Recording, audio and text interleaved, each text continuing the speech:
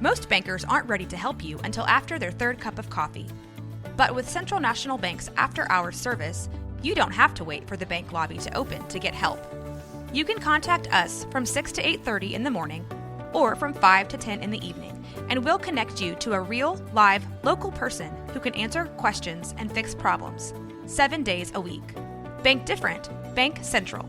Central National Bank. Member FDIC. This is a Rogue Media Network podcast.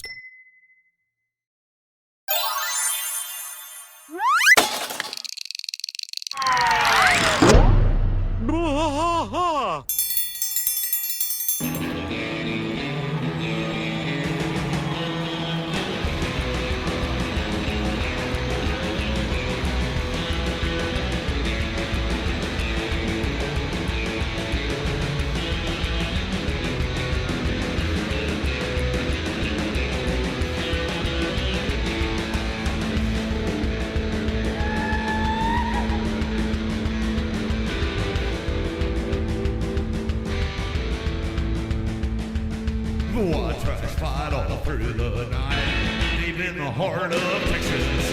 The trailer park is nice and dark, deep in the heart of Texas. That drinks his brew and he spits his chew, deep in the heart of Texas.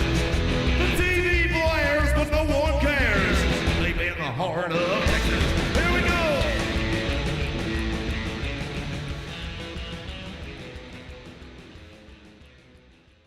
Hey, everybody. Welcome to King of the Hill podcast. I am Mike. And I'm Rusty. Rusty, we have reached almost the end of the year, number one. Yeah, we're almost to the end of the year. But last week, we reached the end of season 4.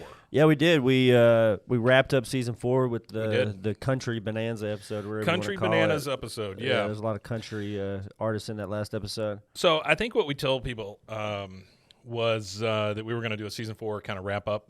And I want to make sure that we get that done, like we said we would. Yeah, for sure. So season 4, a lot of really good episodes. Really good episodes. And going back last night and looking through every episode, like just reading like the quick synopsis and all that of each episode. Yeah, I forgot how long that season was for us, Mike. That was it's a long season. That really was 24 weeks. That's right. Which is better part of it, or almost a better part of a full year. It's so, like 6 months. That's.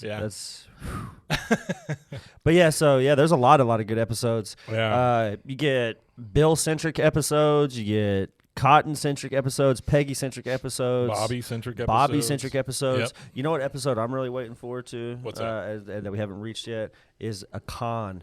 Con Jr. centric episode. Yeah. I like one of my favorite ones. I think it might be in season 5. It probably isn't now that I mention it, but it's the one where they do the bluegrass. Blue Moon of Kentucky, where keep she on starts shining. playing the fiddle rather than the and you get to hear violin. Boomhauer sing Blue Moon of Kentucky and stuff like that.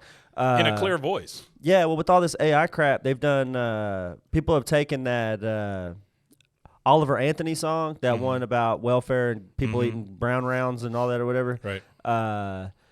They took Hank Hill's voice, and they've done one with Boomhauer too, where they AI'd their voice singing that song. Oh, that's cool. Anthem of the People. They really should have just had Hank sing that song and left it at that. I wanna bring one thing up before we dive into this season 4 thing. Yeah. You sent me a picture the other day of somebody that you want me to go after as far as being a sponsor. Oh, yeah. I saw some. I'm in all them groups on Facebook. There's like 40 King of the Hill groups. Shout out to anybody that's in those groups. If you're in that group, go join our King of the Hill group. BWAAAKOTH. That's our King of the Hill group on Facebook. Go check us out over there. But, so somebody had posted that in one of the Facebook groups I was in, and I saw it, and I was like, that's in Texas, and we're in Texas, and that is a crazy advertisement. Yeah, so it says it's in East Texas, and it is Circle Star Firearms. We sell firearms and firearm accessories, is what it says at the very top. And then there are 2 guys on this billboard, and I'm going to hold it up to the camera kind of, and then I'll describe it. But I don't know if you can see that or not. It looks suspiciously like it looks a lot like Hank and Dale. Yeah, so there's 2 guys, and they're standing in front of a fence. And it just says 4 miles on the right in Anderson. So Anderson, Texas, I guess. I don't know who these guys are, but what I would like to do is contact them and see if they'll come on the show. Yeah, that'd be great. Yeah, it'd be great to have them on as guests, if nothing else. Yeah, if nothing else. Because to be honest with you guys, I called, and if you know a propane company and you live in Texas that you know somebody that works at, let us know. But I called pretty much every propane business in Texas, Oklahoma, and Louisiana at one point. Like everything that I could think of to call, and nobody wanted to sponsor a King of the Hill podcast. That's a propane company. Yeah, it's weird. A lot of old guard. That's what it is. It's a lot of, for lack of a better word, it's a lot of boomers that still always own these businesses, and a lot of them don't understand that their businesses thrive because it's a necessity. People need gas in rural areas. They need propane in rural areas, so it just thrives kind of on its own, and they don't really have to do a whole lot of marketing and stuff. In the past, they've probably thrown a TV spot. They probably used the newspaper. They probably sponsored the 4-H competition or something like that. Just think of how many pamphlets you get in your mailbox for a gas company. Yeah. You don't ever get no pamphlets for gas companies. No, you really don't. So it's like a rural thing, So I get a lot feel of like it's just a weird market. I get a lot of Little Caesars. Little Caesars. Yeah. I get them Burger King coupons a lot. A lot of Burger King. Yeah. Here lately, Whataburger. Whataburgers. Yeah. By the way. It's coupon crazy at this point. I think they're suffering. I think they are too, because and I think it's because that other company bought them. And they menu changed. Yeah. So I don't care what anybody says. Bottom line is Whataburger does not taste the same. It's not the same since it has been acquired. I feel like there's been some type of change in what they use as ingredients. They got cheaper ingredients or something. Well, yeah, I'm sure they're trying to drive up the profit margin now that now that they're corporately owned or whatever. Not that they weren't before, but they were more locally corporate. They were it's like a regional restaurant. Yeah. Now it's I get this giant mailer in the mail, and it's got like 40 coupons in it for stuff. And then all the teachers, every time, if you're a teacher, people are always shoving food coupons at you. Yeah. And so we got a couple of coupons for free taquitos, and then do they think y'all can't feed yourselves? Is that what it is? No, but teachers are starving. Give them coupons. It is a way to build a loyal fan base. I'm telling you that. Oh yeah, for sure. You give food to teachers, they are your friend. Oh, they'll pull up. Yeah. Yeah, because I remember that's about all they have to incentivize these days. Is a pizza party for you guys. Well, I'm not part of that group anymore. Yeah. But I remember Jimmy John's used to bring those little half sandwiches, Yeah. And they would put boxes of them in like the break room. Oh, he would demolish them. Well, yeah, they would demolish them, but me and the other art teacher, we would go and just like grab a couple of the boxes. Yeah. Because we and it wasn't. Yes, I ate some of the sandwiches. Don't get me wrong. Yeah. But the vast majority of them we held back for kids later that day. Oh yeah. Because I'm telling you right now, you people listening, people watching. You don't know, you have no idea how many hungry kids there are in school. There are a lot of kids that go without eating. Oh, yeah. A lot of hungry kids, I'm sure. So we would get the breakfast in the morning, and we would hang on to all that stuff and shove it into a cabinet somewhere because all of it's, can't spoil. Yeah. Or not for a long time, but like cereal bars and, Yeah, just stuff like that. Cereal, stuff like that. Oranges, apples, we'd hang on to those kind of things. And then they got to the point where they would bring this cooler full of food for the kids every morning, right? Because everybody got a free breakfast, right? Yeah. But the problem is those kids don't want to eat that crap. It doesn't taste good. Well, a lot of it too is it's all wheat based. Well, not only that, in the state of Texas, the same companies that are providing food to our schools are the same companies that are contracted to provide food to our prison system, which is also the same companies that provide food to hospitals. So it's like this hospital, jail, food, school network thing. Yeah, it's just industrialized food. That's all it is. Yeah. But anyway, we would hang on to a lot of that stuff. But they would make us send back whatever's uneaten. And guess what? My cooler always came back empty. Yeah, because I'm putting that crap aside, and I would feed a ton of kids later that day. So anyway, okay, so season 4. Let's talk about it real quick. There is an article that I found. It's from Series with Sophie. I don't know who Sophie is, but she's shout out to Sophie. They have done a fine job of writing an article here that basically lists the top 15 episodes out of season 4. We won't really go over all 15, but I'm gonna kind of do a drive by on each one. Yeah. So number 15 is Won't Pie My Neighbor or Pai Mei neighbor. Yeah. This is the one with the Buddhist monks. Yeah, won't you pie my neighbor? I really like this episode just simply because it shows how much affection Bobby and Connie have for each other. I liked it because Bobby would do just about anything for her. Fa Zhu from Disney's Mulan. The monk's voice. Okay. He was voiced by the voice actor who right. did that movie. He was also was in Stargate SG-1, MASH, Charlie's Angels, all kinds of stuff. This guy here. This one is yeah. The reincarnation of Lama Sanglong is who they think Bobby is, and then Connie learns that llamas are not allowed to have girlfriends. Yep. But it turns out really well. It is rated 7.63 out of 10 by 125 different voters, so it's a pretty good episode.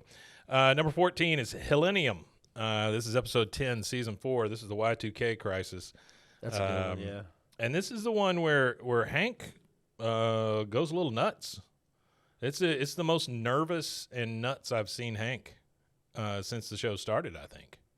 Right? Where he kind of buys into the Y2K thing, runs off with the fuel and all that stuff. Buys into, yeah. This also got a 7.64 out of 158 voters.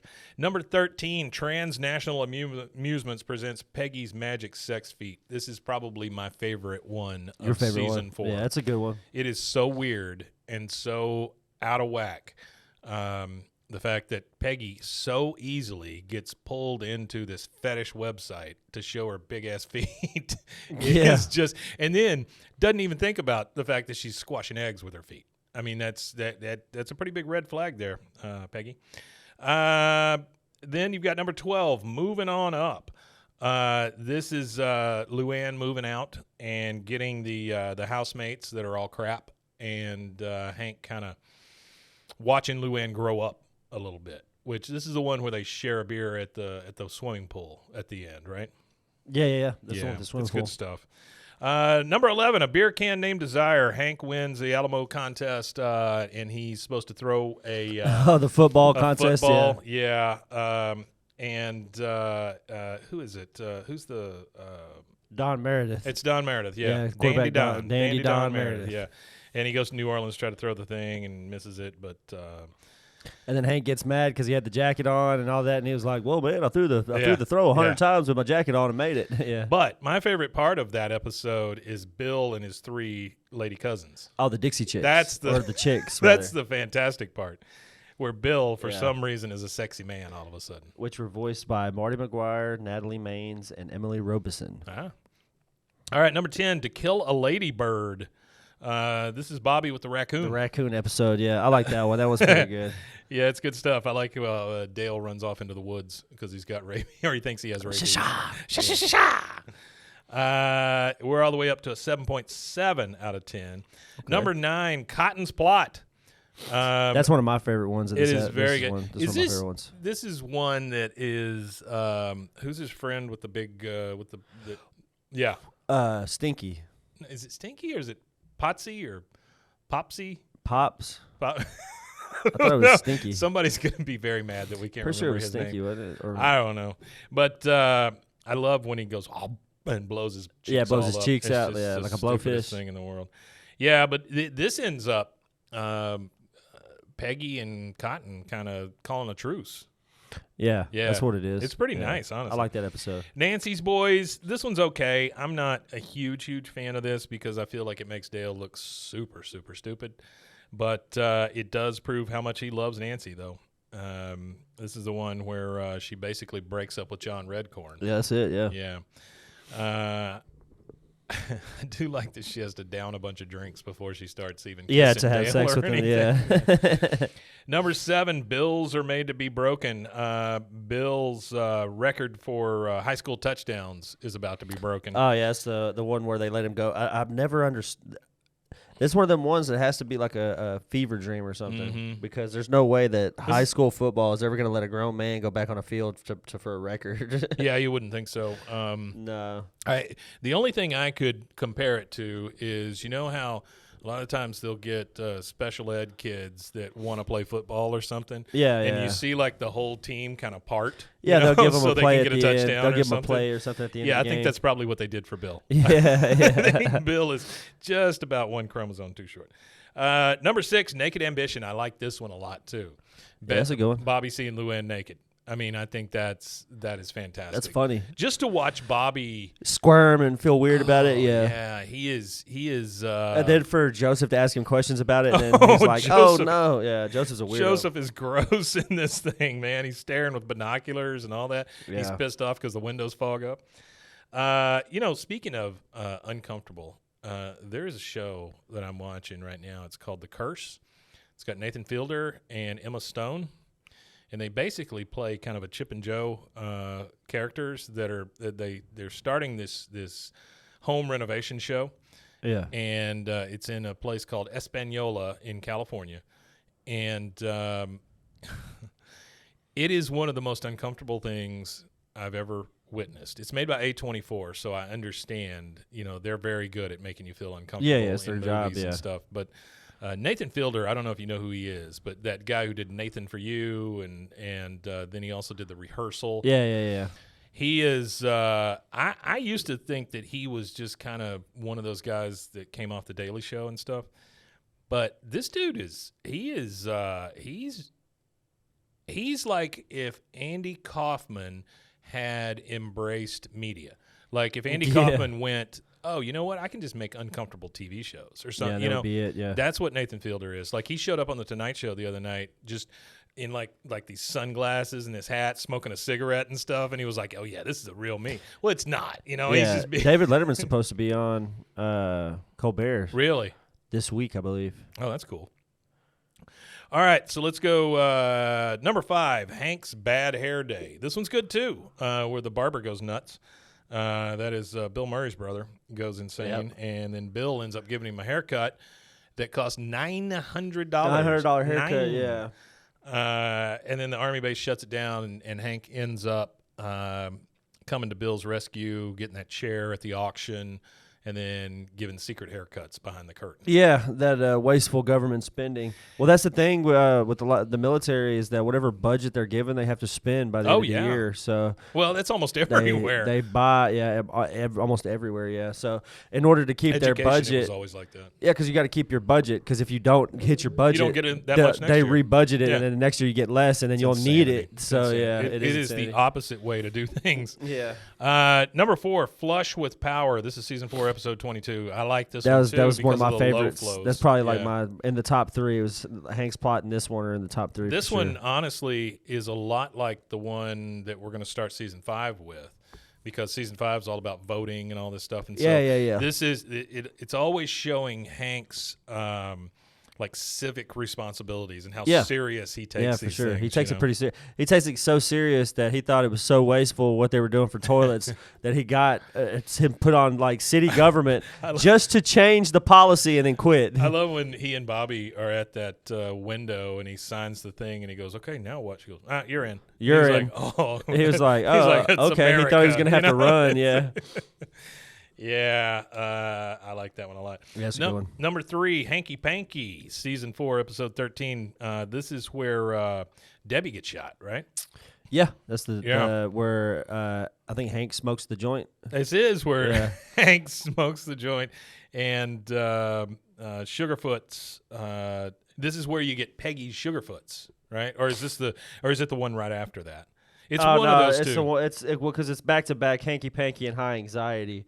And then High Anxiety is the one where he smokes weed. Yeah. And actually, it's funny because Adult Swim. Because that's where Debbie's found in the dumpster. Yeah. And Adult Swim actually rates that episode TV-14 when it's usually a PG show. Yeah. They rate it TV-14 for references to drugs, gun violence, and unintentional suicide. That was the. Okay. And then they even put a PSA at the end of it. I think cartoon, folks. Yeah.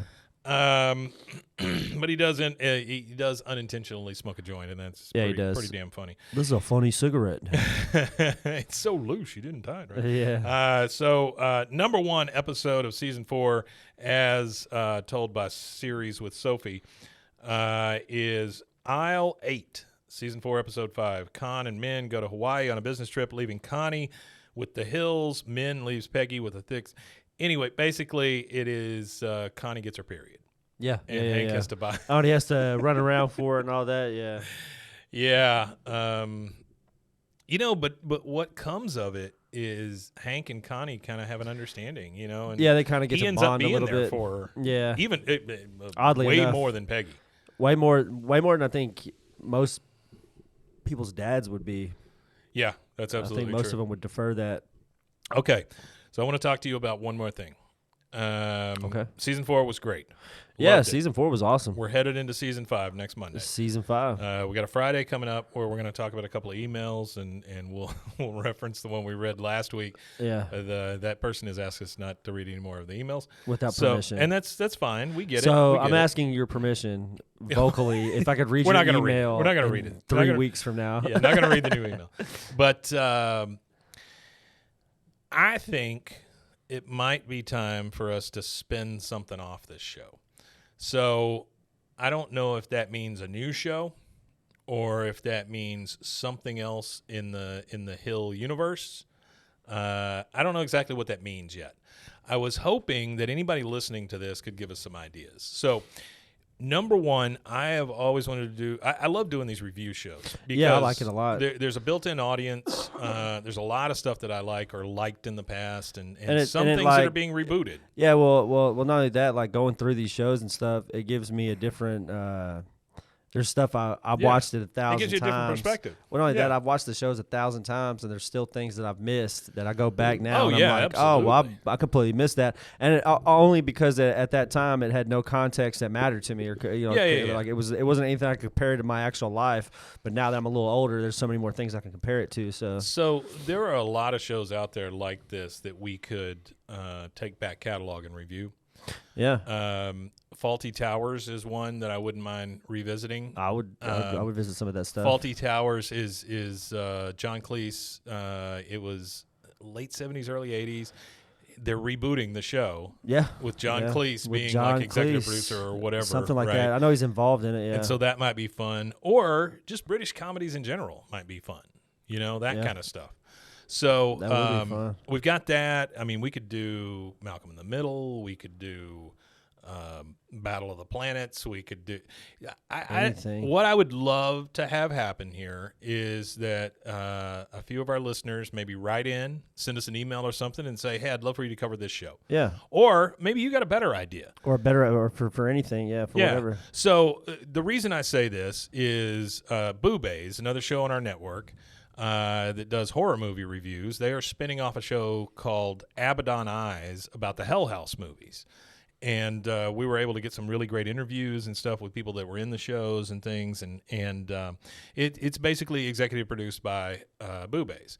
I would love to do that same thing with Blah, be able to kind of spin something off that's in the same kind of form for sure. Or in the same universe or something like that. But what I'm asking from you guys that are listening, send us your suggestions.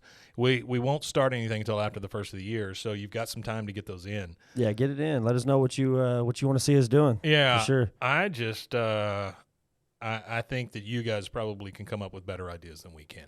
So please send your suggestions in. If you want to send them in via Instagram, that's fine. X/Twitter, that's fine. Email is always best, and we'll start compiling those, and then we'll revisit those on a Friday episode. And then I guess the last thing for this episode is today is Monday. Today is Monday. And Thursday is Thanksgiving. Yeah, it is Thanksgiving. So happy Thanksgiving, everybody. Happy Thanksgiving, everybody. Yeah, I hope you gobble till you wobble. Yeah, gobble till you wobble. I never heard that before. That's good. Yeah, no, that's awesome. I think that was on my grandmother's like kitchen towels. Or I thought something. you were going to say the epithet. It's on her grave.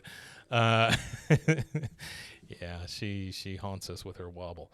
Anyway, happy Thanksgiving. Hope you enjoy it. Hope you're able to be around family and friends.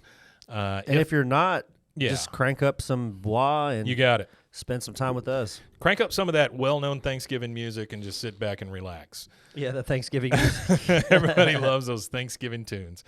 And as a society, I'd like to apologize to the world that we started getting Christmas stuff out in September. Yeah, it gets. I don't know. Everybody says this every year. It gets earlier and earlier every year, but I don't think it does. I think it starts at the same time. I think it starts about the same time every year, but people just assume that it's coming. Yeah, out. it's like, oh, it's September. Oh, we're seeing Christmas stuff. Oh, they do it earlier and earlier. I will say that I saw Halloween stuff and Christmas stuff out at the same time. Well, it's like that Christmas in July crap they do in Hallmark. Oh, come on. That's just another time to spend money is all they're looking for. Or sell used cars. Yeah, something like that. Mattresses. All right, guys. Well, thank you very much for hanging with us through Season 4. We will start Season 5, Episode 1, The Perils of Polling, next Monday. And then for this week, you'll hear us again on Black Friday. And Black Friday. We'll be here with some more stuff. I think we're going to do a comparison of King of the Hill and Bob's Burgers. So you get that to look forward to, or if you don't, then look forward to turkey on Thursday. And, which will always be great. Yeah, and turkey. We will see you. Turkey. We'll see you on Friday. You can find us at bwaakoth.com, or you can go to roguemedianetwork.com/bwaakoth. All of these episodes can be found on youtube.com/bwaakoth. And you're getting better at that. Matanye. You're getting a lot better at that. Yeah, I am. I am getting better at that. And I'm getting worse because I forgot to do it. Yeah, I forgot almost. I almost forgot. I was like, what are we missing? I was like, I started thinking about when I need to get my turkey out of the freezer so it'll be thawed out so I can fry it soon on Thursday. Soon. Yeah, it's probably tomorrow. Especially with all the moisture. You got to get all the moisture out of it, or not all of it out, but you don't want it to be wet. I don't, though. I don't truly fry it. I use one of those. Like a big air fryer. It is kind of like a big air fryer, but it's got. Anyway, the thing gets super hot. It basically fries a turkey without a oil. Yeah, we talked about that before. It's very good. Yeah. Oh, I can't wait. All right, guys. Y'all have a great Thanksgiving. Thanks again for being here. We Matanye. We Matanye indeed. Happy Thanksgiving.